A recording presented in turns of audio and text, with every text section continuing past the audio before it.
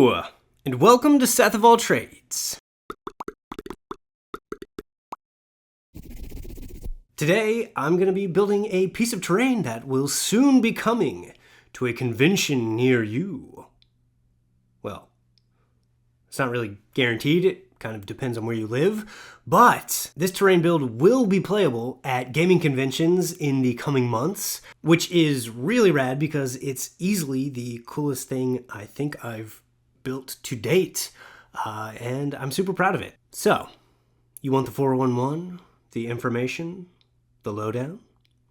I recently connected with another creator, Peter, who is building his own RPG system called Tales from Elsewhere. He's got a YouTube channel of his own where he talks about game design and analyzes existing RPG systems like D&D, and then also shows some of his process for designing Tales from Elsewhere. So he's super smart, has a lot of interesting and thoughtful things to say about RPGs. And if I wasn't so excited to show you this sweet map I built, I would say go ahead over there and check him out. But instead, I will link to his channel down in the description below. Anyways, we wanted to collaborate on a project together. So he says, hey, you like building terrain? And I says, golly gee, I sure do, mister. And he says, I'll be running my sick-ass action horror RPG at a few gaming conventions coming up. You want to build the Battlemap? And I says, I'm in. Let's get to it.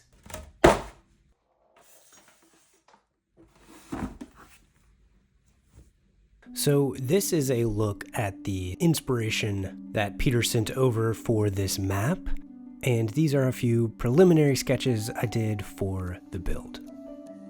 As you'll see, we've got quite a bit of foam to cut for this piece. These started just as 2 sheets of basic 2x2 insulation foam from like a local hardware store. They were $10 a piece and a bit more accessible than thicker foams you can buy online and such that cost quite a bit more. But this got the job done and kept costs to a minimum.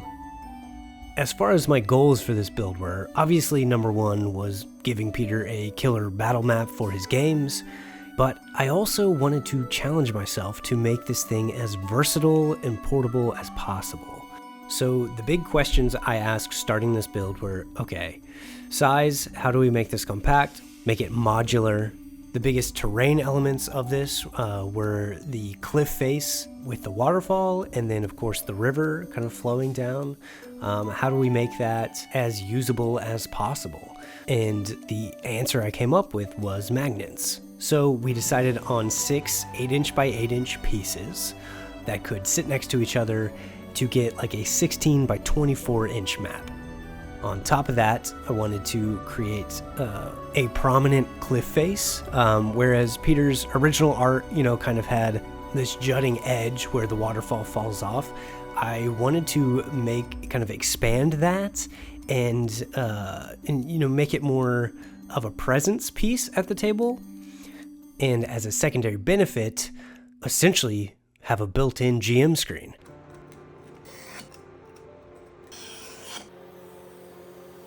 A big part of this piece was creating the banks of the river. So here are our riverbanks. Part of the challenge with the riverbanks is that they have the same height of the rest of the 8x8 pieces. So by cutting those riverbanks down, I needed a base for them to sit upon. And as you can see, my wire cutter doesn't go high enough to cut an 8x8-inch piece. So I had to get creative and cut these bases down to a smaller size where I could then cut the foam in half to make it a little thinner, less bulky, but still have enough structure there to be solid. And then next we had to cut out our cliff face. So essentially cut a bunch of pieces down to size and then stacked them up and cut out our faces. These I ultimately glued together with hot glue, and here is a look at a rough cut of this coming together. This was a cool moment because it was the first time kind of actually being able to envision the end result and it not just be in my head. So I took those thin bases that I cut, glued them all down to the 8x8 pieces so that everything is the same height, including the riverbank here, and then getting these magnets installed. So I crafted this little device to give me equal spacing for the magnets because I knew they would have to line up with each piece if they were going to work properly. So instead of having to measure each magnet spot out, this was just a universal little tool. And then I melted the holes for the magnets using the nose of the hot glue gun.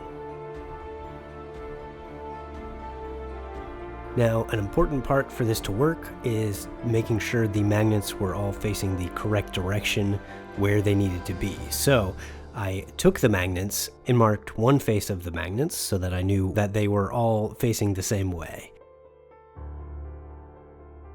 Well, just learned an important thing. That this super glue just eats foam. It eats foam. So, there are the magnets. Those just popped right on out. So, a bit of a bummer of a setback, but fortunately I was able to manage a quick fix and just use some super glue to get these magnets in place. The next issue I ran into was that my testing before this wasn't quite accurate and the magnets weren't as strong as I was expecting. So I had to go back in and install some more.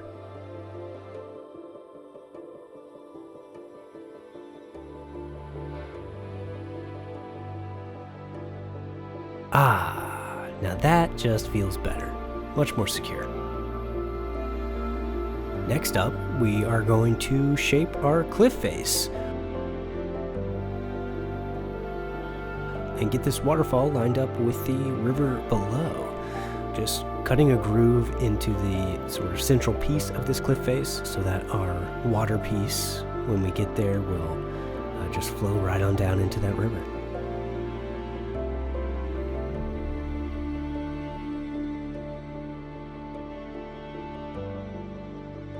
Time to get into the details and create some texture. I created some texture on the rest of the cliff face, and there is a bit of the aftermath.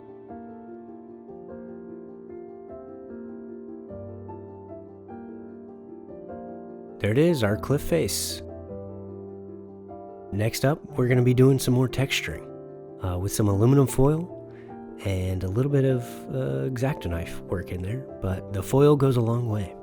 I did line some of the cliff faces up and cut them together so that the grooves in them synced up when side by side.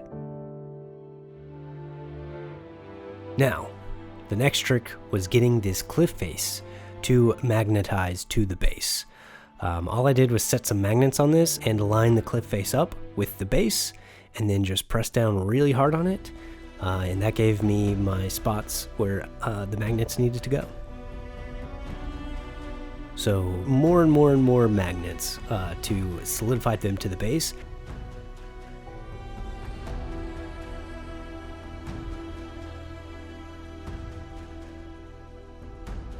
And I got very excited when this finally came together.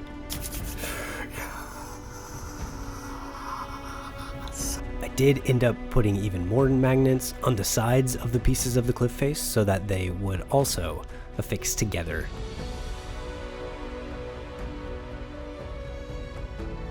And this piece is taking shape. Here is a look at the transformation from 2 slabs of pink foam starting to take shape into this battle map. The magnets hold together really well, but not too well. You can see they kind of pop apart a bit, but just sitting on that table, they will stay secure and I think hold together really well. There we have it. Part 1 of this awesome build. If you don't want to miss part 2, make sure to subscribe below. Once it does drop, I will put it here so it's an easy click away. And if you want to check out some of my other videos, you can find those here. Otherwise, thank you for joining me for this journey, and I will catch you in the next one. See ya.